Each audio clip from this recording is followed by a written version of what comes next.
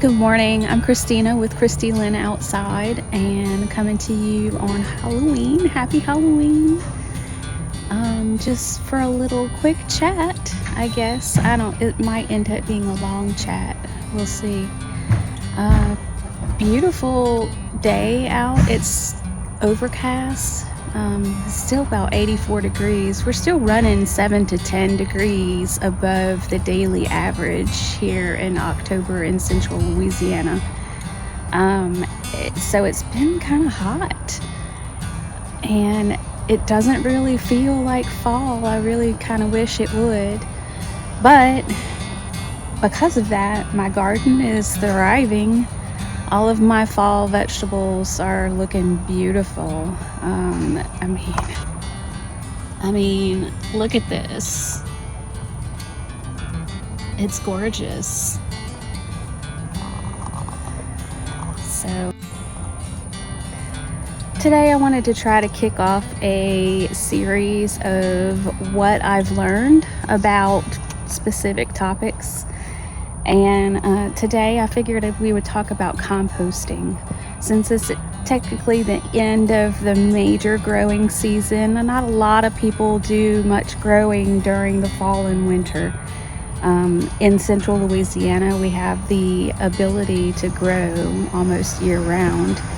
And I just wanted to go over the different kinds of composting, the pros and cons of composting, what has worked for me, what has failed for me, and maybe ask what are some ways that you compost and how does it work for you? How could I make it work for me, maybe in my suburban backyard? I don't have acres available for larger systems, so what I went with was a smaller system. But we'll start with the larger systems and we'll work down to the different odd kinds of composting. Some things that I really just learned about, actually, that I think are pretty interesting. So let's get started. I'm trying to work around my neighbors doing yard work. I know that's important. It just is a little bit of a distraction sometimes. But what is composting, first of all? Composting is basically creating a nutrient-rich growing medium for your garden to mix in with your soil that eventually becomes your soil using your waste, using scraps from the garden, pruning, using kitchen waste, using discarded leaves and twigs and things like that, all organic waste. And that keeps you from having to send that stuff to the landfill. So how do we compost, though? And what do we know about composting? So there's a traditional system that uses about 2 to 3 bins. Large bins that can be made out of pellets, out of wood, out of wire. There's a plethora of different ways to build larger bins.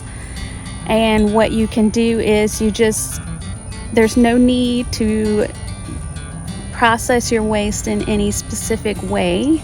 You can just throw it in there, layer your leaves, and then your kitchen scraps, then cover them with more leaves or straw or whatever you have laying around that you need to get rid of. And that will break down in time and create this rich black soil, rich black finished compost that you can add to your garden to feed your future vegetables.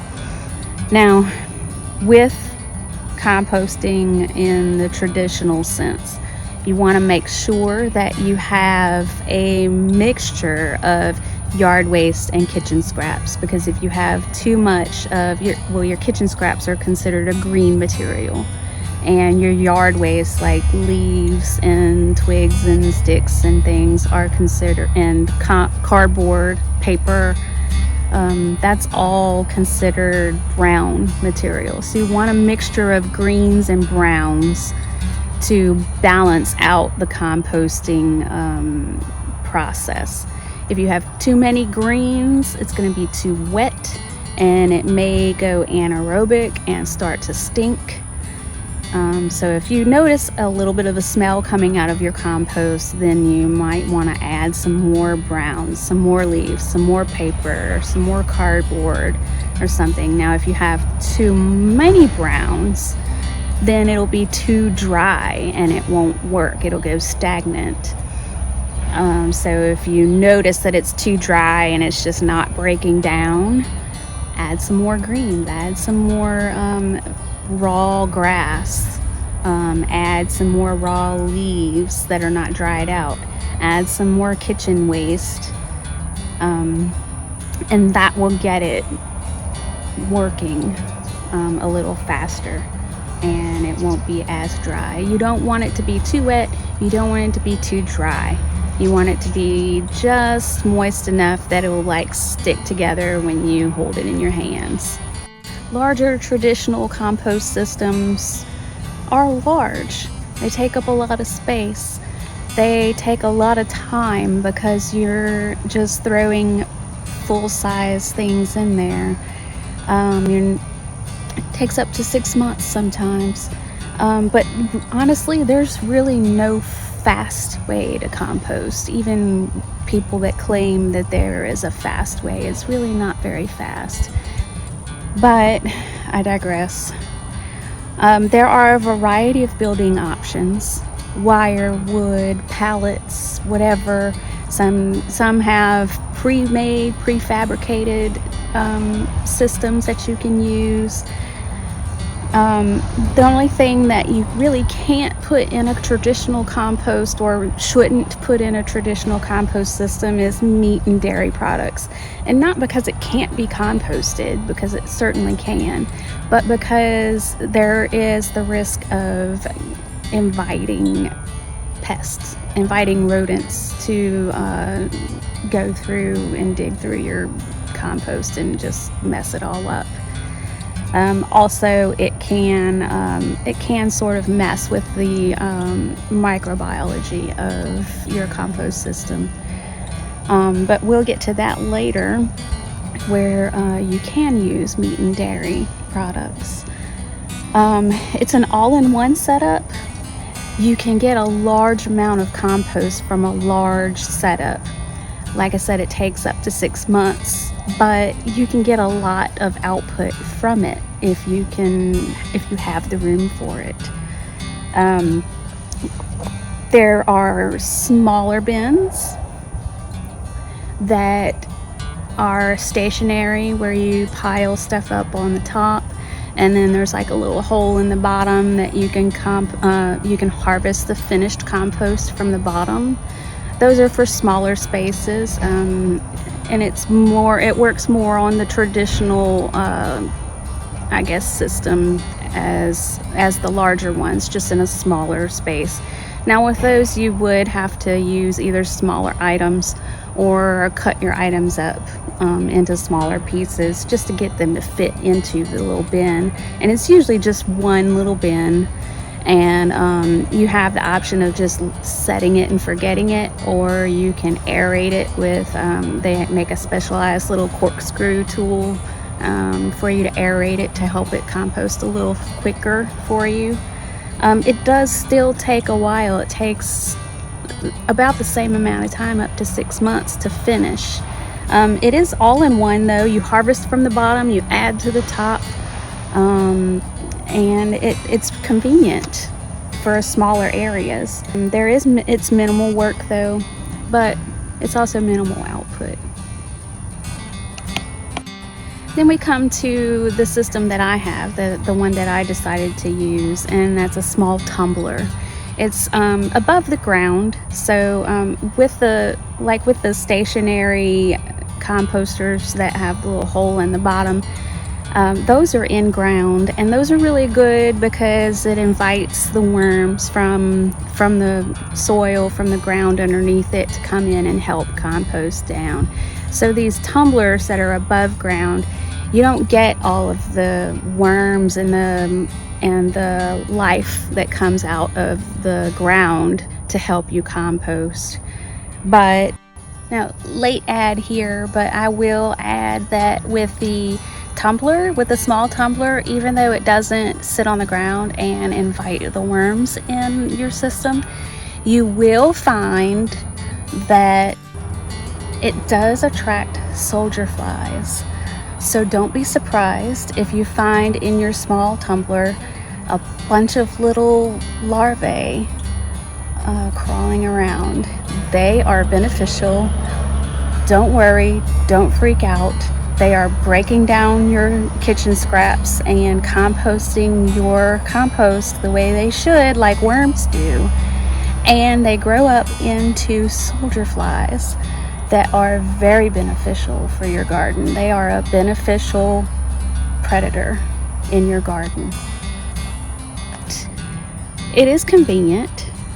It is small, good for small areas. It is a lot of work though. You have to chop your stuff up really good and put in here. The one that I have is it's divided into like 2 different sections.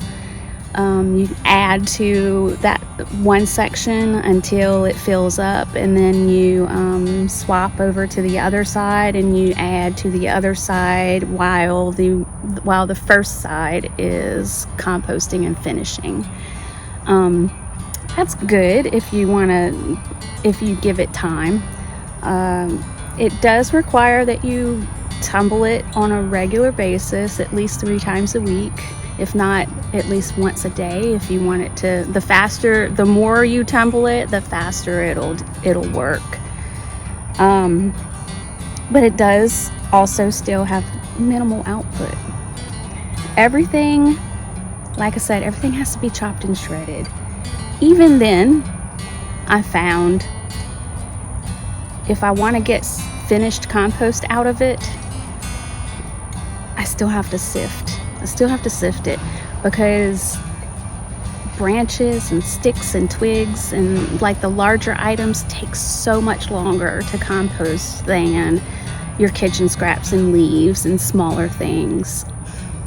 So I do have to sift it out and sift out all the twigs and stuff, and then just add those back in. And I think what I've decided to do and try this time is to not put large sticks and twigs or harder items in my tumbler, and try to just use soft kitchen scraps and leaves and things like that, and see if that will help me to make a better finished compost that I don't have to sift through like crazy, because that takes a while.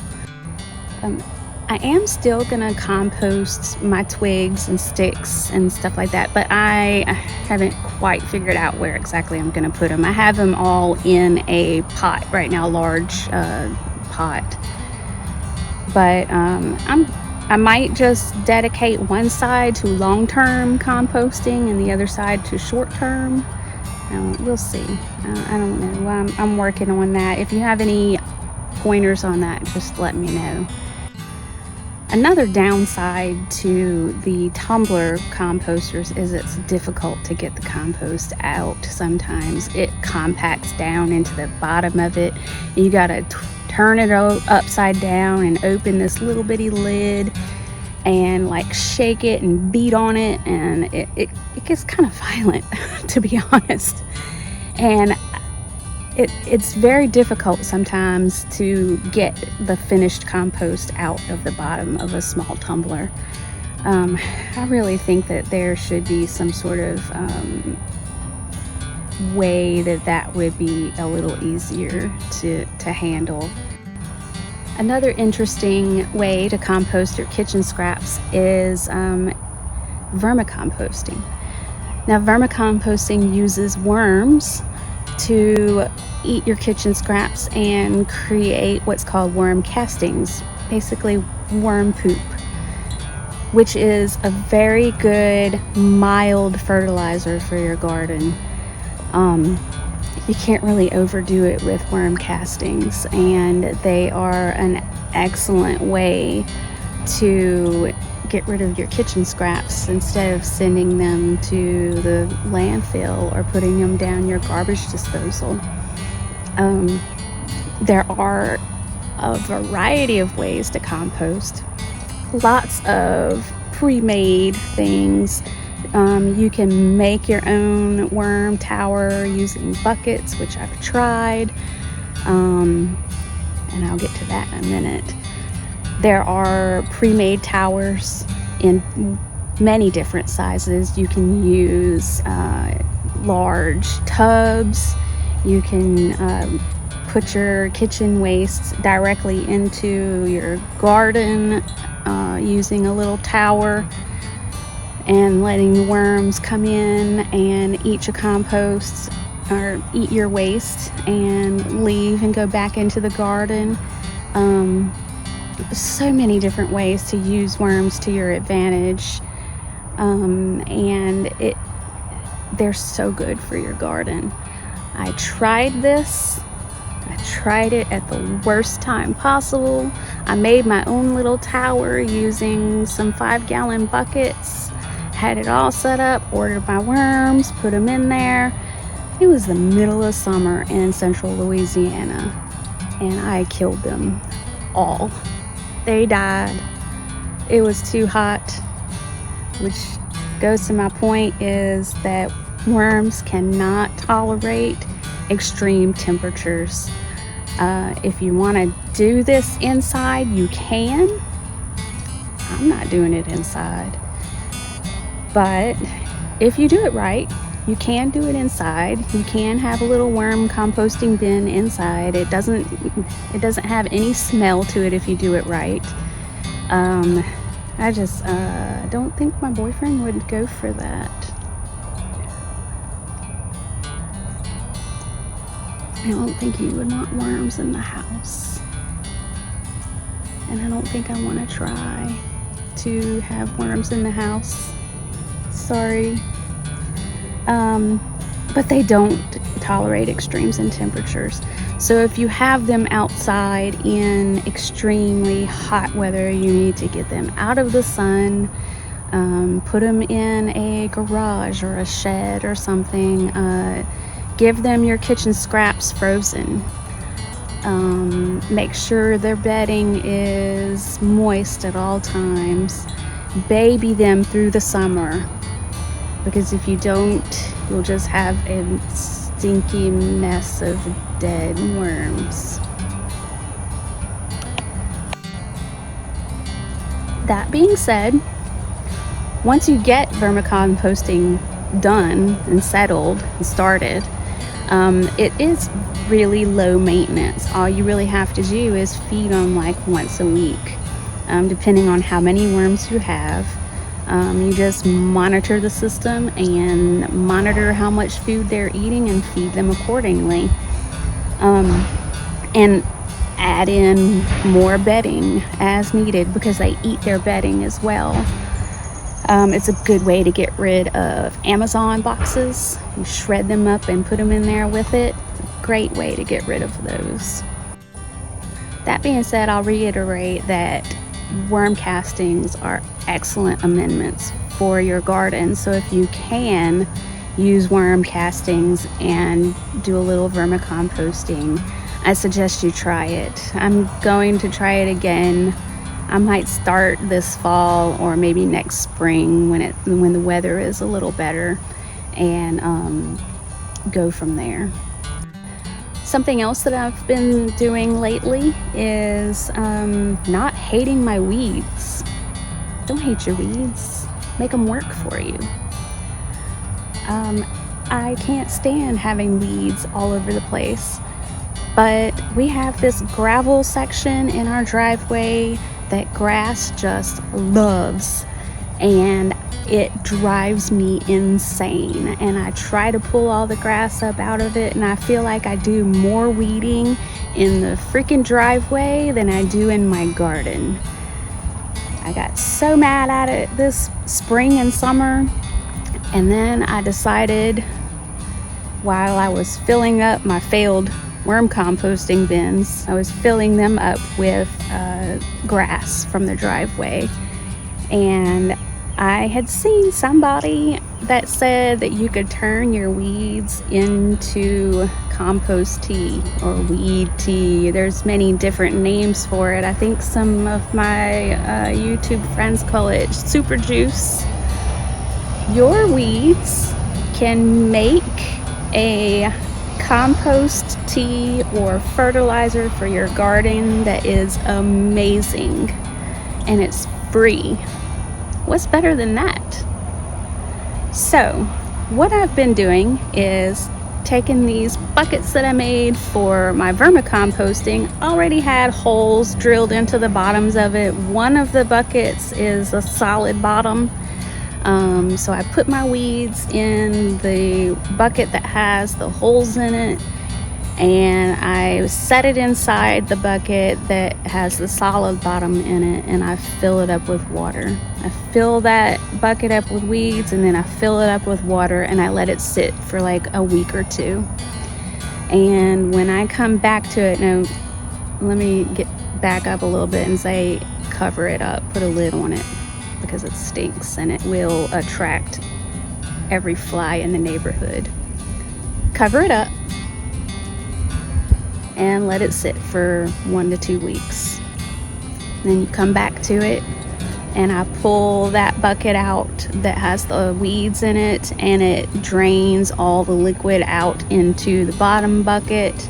And then I'll usually just set the one with the weeds in it over a bed or somewhere that needs a little bit of fertilization, and just let it drain. Or I put because the lid that I have has holes in it also for aeration. It was supposed to be to help aerate the worms. I can put the lid back on it and set that top bucket on top of it and let it drain into the bottom bucket. And that is my weed tea, or my compost tea, or my super juice, whatever you want to call it. I'll take a scoop of that, put it in my watering can, and fill up my watering can and water my vegetables with it. And it's perfect for giving them just a little boost. And it's free. Come on. Why spend a ton of money on fertilizer when you can pick it out of your yard and use it? So I've been doing that for a little while, and it seems to be doing a good job. Now I do add a little bit of fish fertilizer, Alaska fish fertilizer, with it sometimes, or I'll use a little bit of granular fertilizer, but that dramatically decreases the amount of extra fertilizer I have to use.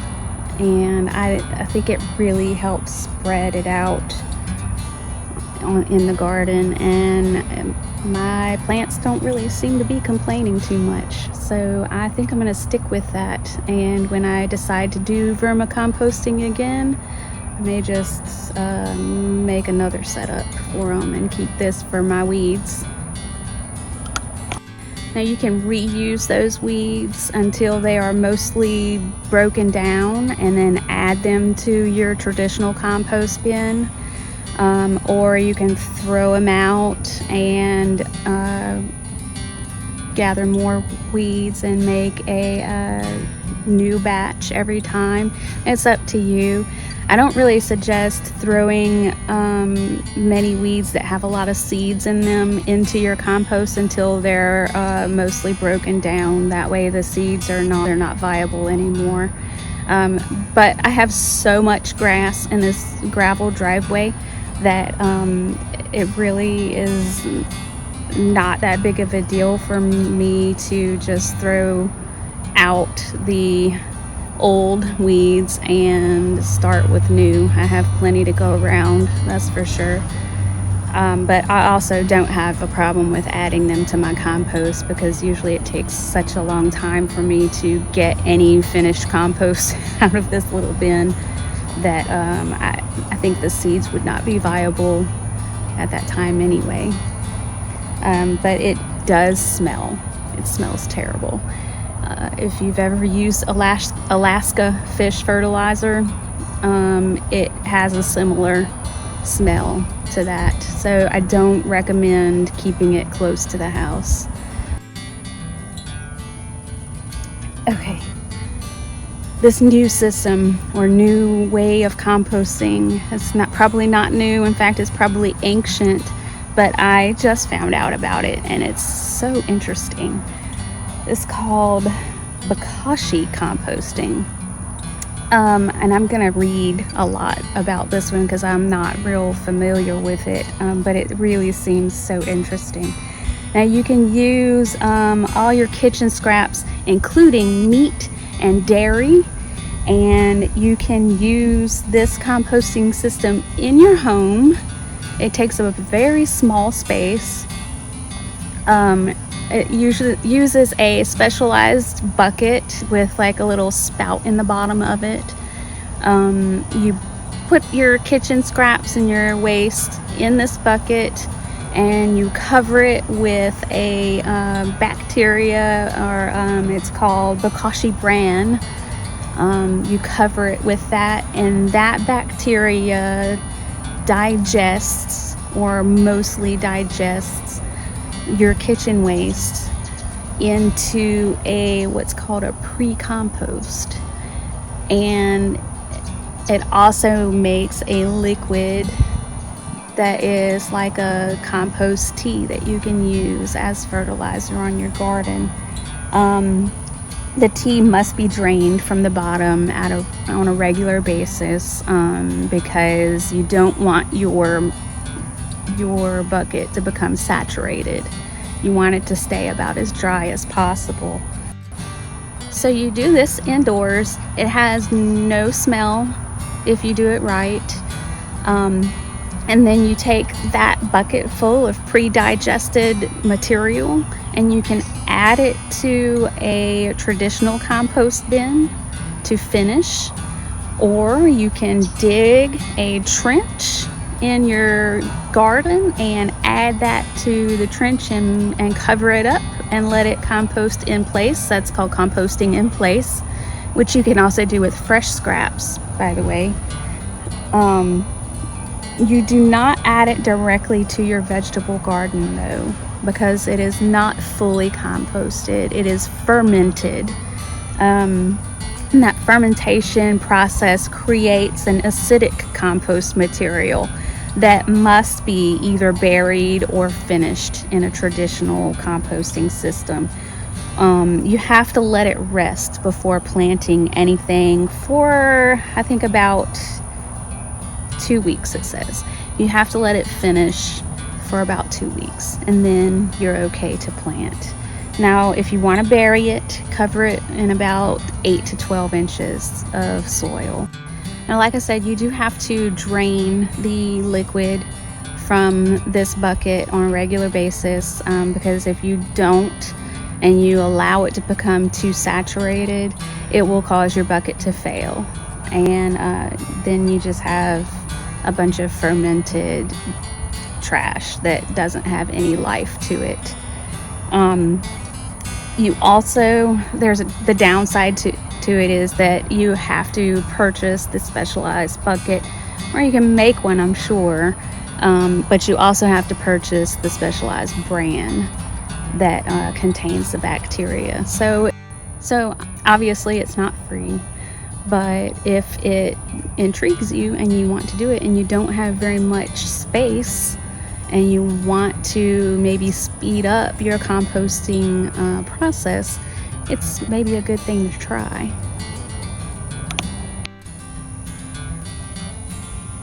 So we touched on composting in place a little bit too, which is simply digging a hole in your garden, and placing your kitchen scraps in the hole and covering it back up with soil. And then you can do that in a vegetable garden as it is. You can do it with your vegetables in there, you can do it before, you can do it as an amendment.